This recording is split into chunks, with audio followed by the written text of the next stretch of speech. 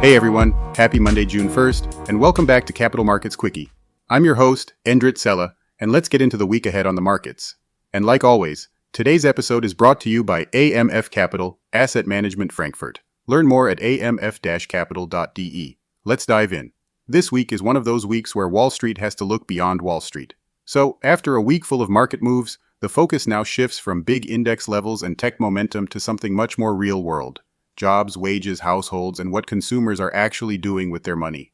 The big event this week comes on Friday, when the May jobs report lands.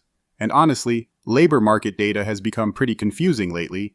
Employers added way more jobs than expected in April and May, but economists are still debating what that actually means. Some say the labor market is bouncing back after a weaker 2025. Others argue that a big part of the job growth is coming from healthcare, driven by an aging population, rather than from broad economic strength. And then there is another layer. Analysts are still trying to understand whether the recent data fully captures how the war with Iran is changing the economy, especially through energy prices, inflation pressure, and business sentiment. Now, unemployment is still low by historical standards. But for many people, finding a job is taking longer than before.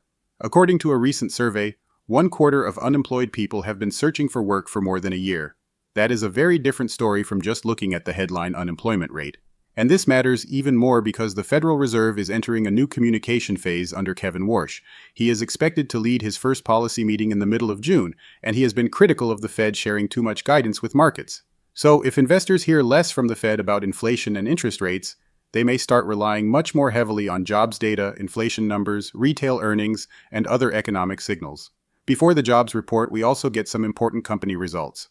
Dollar General and Five Below will report this week, and both can give us a useful read on lower-income households and how they are dealing with inflation.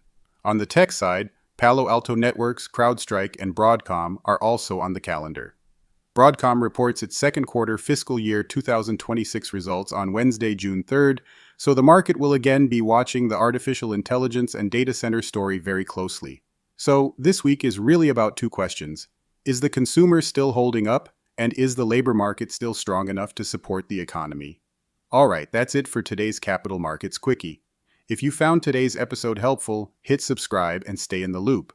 And if you want more insights, just add me on LinkedIn or Instagram. Always happy to connect. See you tomorrow morning.